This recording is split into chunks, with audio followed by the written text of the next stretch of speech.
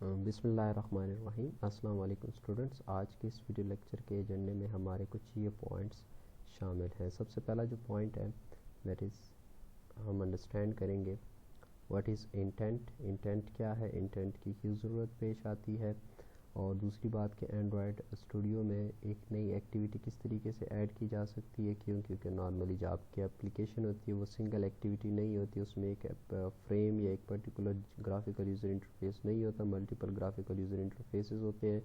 तो अगर आपके मल्टीपल ग्राफिकल यूज़र इंटरफेसेस हैं तो उनकी बिटवीन इंटरेक्शन किस तरीके से होगा, नेविगेशन किस तरीके से होगी। तो नई एक्टिविटी भी ऐड करने की बात करेंगे, और फिर उसके बिटवीन आपके पास जो है वो नेविगेशन किस तरीके से परफॉर्म होती है। और फिर जो मोस्ट इम्पॉर्टेंट आपका डेटा पासिंग, यानी आपके पास एक एक्टिविटी के ऊपर कुछ इन्फॉर्मेशन है, अगर वही एक्टिविटी की इन्फॉर्मेशन आपको किसी और एक्टिविटी पर रिक्वायर्ड है तो उसको किस तरीके से पास किया जा सकता है। जैसे ये अगर ग्राफिकल यूज़र इंटरफेस है तो उसमें ये graphical user application first application है, जिसमें आपके पास यूज़र कुछ इन्फॉर्मेशन देगा और पासवर्ड देगा और साथ में साइन इन के बटन के ऊपर क्लिक करेगा, तो जो यूज़र जिस नेम से इंटर होगा वही वाला डेटा हम उसको नेक्स्ट एक्टिविटी के ऊपर डिस्प्ले करवा रहे हैं।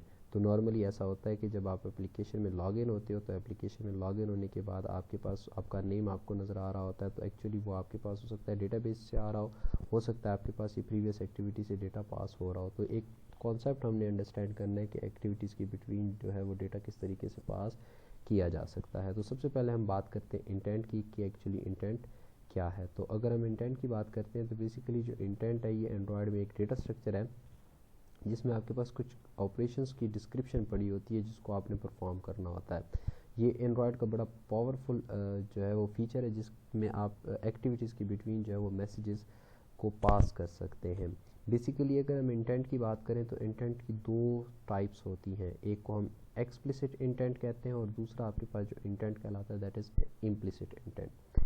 एक्सप्लिसिट इंटेंट में एक्चुअली जो आप ऑपरेशन परफॉर्म करते हो, जिस क्लास के थ्रू परफॉर्म होना होता है वो आपको ऑलरेडी नोन होता है, तो आप बाय डिफ़ॉल्ट उसका नाम लेकर उसको जो है वो एग्जीक्यूट करते हो और उसकी बेस के ऊपर ऑपरेशन परफॉर्म करते हो। जैसे अगर इसकी एग्जांपल मैं कुछ इस तरीके से दूं कि देखें इस एक्टिविटी का नेम मुझे पता होगा तो मैं इसको बताऊंगा कि भाई इस एक्टिविटी के ऊपर मूव करो। जब सारी की सारी इन्फॉर्मेशन आपको पता होती है कि ये इसके ब्रैकेट के ऊपर ये टास्क परफॉर्म होना है, तो उसको नॉर्मली हम एक्सप्लिसिट इंटेंट कहते हैं। इम्प्लिसिट इंटेंट में ये होता है कि आपको उसके बारे में इंफॉर्मेशन नहीं होती, बल्कि वो जो रिक्वायरमेंट होती है, जो टास्क परफॉर्म करना होता है, वो एक्चुअली आप अपने एंड्रॉयड ऑपरेटिंग सिस्टम के ऊपर जो है वो छोड़ते हैं। जैसे फॉर एग्जांपल मैं एक यूआरएल देता हूँ, तो यूआरएल के बैकएंड के ऊपर मुझे नहीं आइडिया कि एक्चुअली क्या टास्क परफॉर्म होगा, तो मैं उसको सिंपल एक यूआरएल दूंगा। यूआरएल के बैकएंड के ऊपर वो एक वेब व्यू ओपन करता है या एक्चुअली मुझे उस वेबसाइट के ऊपर मूव करके लेकर जाता है। It's up to the Android operating system. इसी तरीके से अब मैं कहता हूँ कि मैंने को फाइल मैनेजर की बात करनी है, तो फाइल मैनेजर मुझे नहीं पता एंड्रॉयड कौन सा फाइल मैनेजर इस टाइम के ऊपर यूज़ कर रहा है, तो मैं उसको एक डिस्क्रिप्शन दूंगा मुझे किसी चीज़ को ब्राउज़ करना है, तो उससे रेलिवेंट अगर आपके पास कोई और एप्लीकेशन आपने इंस्टॉल की हुई है या उसको कोई बिल्ट इन मैनेजर है तो उसको ऑटोमेटिकली ओपन करेगा। तो इनडायरेक्टली हम कह सकते हैं कि एक्सप्लिसिट इंटेंट में आप with in the app communication कर रहे होते हो, और इम्प्लिसिट इंटेंट में आप मुख्तलिफ़ किस्म की एप्लीकेशंस के साथ अपनी एप्लीकेशन की कम्युनिकेशन जो है वो कर सकते हैं। स्टिल अभी ये बड़ा अर्ली स्टेज है, तो आप सिंपल ये समझ लें कि एक्सप्लिसिट इंटेंट में हम अपनी application with in the activities जो है वो और अपनी सर्विसेज के साथ जो है वो अगर कम्युनिकेशन है, कुछ ऑपरेशंस परफॉर्म करने हैं तो वो करेंगे। और इम्प्लिसिट में आप अगर अपनी एप्लीकेशन से बाहर किसी और एप्लीकेशन की किसी फीचर को एक्सेस करना है तो उस पर्पज़ के लिए आपकी मैसेजिंग पासिंग के लिए जो है वो यहाँ पर यूज़ कर सकते हैं।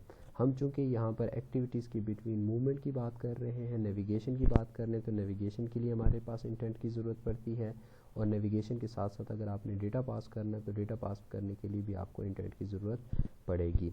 तो हम आज के इस वीडियो लेक्चर में इस तरह की ग्राफिकल यूज़र इंटरफेस को डिज़ाइन करेंगे, और उसके बाद फिर इस बटन के ऊपर क्लिक करने के बाद नेक्स्ट एक्टिविटी के ऊपर भी मूव करना सीखेंगे, और साथ में कुछ अगर डेटा आपने पास करना है तो उस डेटा को पास करने की बात भी करेंगे। तो उस पर्पज़ के लिए मैंने एक ग्राफिकल यूज़र इंटरफेस जो है एक एप्लीकेशन क्रिएट कर ली है, तो उसको ग्राफिकल यूज़र इंटरफेस को जल्दी से हम डिज़ाइन करते हैं। तो हमारे पास फ़िलहाल जो है वो एक ही एक्टिविटी है that is relative layout. Relative layout इसका बेसिक पेरेंट टैग है, तो हम उसमें ज़रा इन कंपोनेंट्स को जल्दी से अरेंज कर लेते हैं। तो मैं यहाँ पे एक लीनियर लेआउट का टैग लगाने लगा हूँ।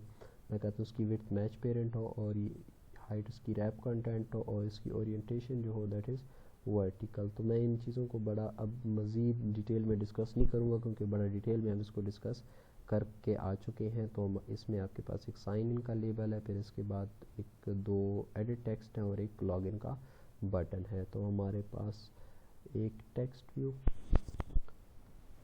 तो टेक्स्ट व्यू में हम कहते हैं मैच पेरेंट, रैप कंटेंट और टेक्स्ट होगा साइन इनका, ग्रेविटी होगी इसकी सेंटर ताकि टेक्स्ट सेंटर में नज़र आए। और अगर आपने टेक्स्ट अपीयरेंस अप्लाई करनी है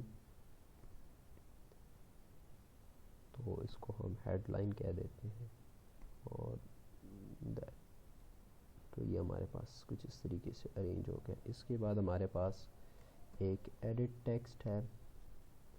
तो एडिट टेक्स्ट में हम कहते हैं जी मैच पेरेंट और इसको 40 dp कर देते हैं क्योंकि हम इसका बैकग्राउंड अप्लाई करेंगे। तो बैकग्राउंड के हवाले से मैंने फ़ाइल ऐड की हुई है और इसमें आपके पास जो हिंट है that is enter user ID और पैडिंग लेफ़्ट अप्लाई करेंगे दैट इज़ 5 dp ताकि हमें, और इसको आईडी भी असाइन करेंगे क्योंकि इसकी वैल्यू हमें चाहिए होगी। तो यूज़र आईडी, तो कुछ इस तरीके से हम देखते हैं। तो ये आपके पास आ गया। इसमें हमें मार्जिन देना पड़ेगा। तो हम कहते हैं जी मार्जिन टॉप 10 dp और इस तरीके से एक और, तो मैं इसी को कॉपी कर लेता हूँ दैट इज़, तो इसमें होगा एंटर यूज़र पासवर्ड और यूज़र पासवर्ड।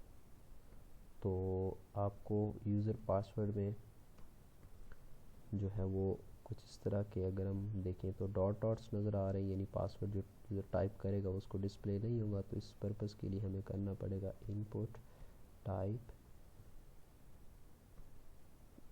टेक्स्ट पासवर्ड या नंबर पासवर्ड या कुछ भी आप कह सकते हैं। विजिबल ना कीजिएगा, विजिबल में आपके पास ये विजिबल रहेगा, ठीक है। तो टेक्स्ट पासवर्ड इसको हम कर देते हैं। उसके बाद हमारे पास होगा जी बटन।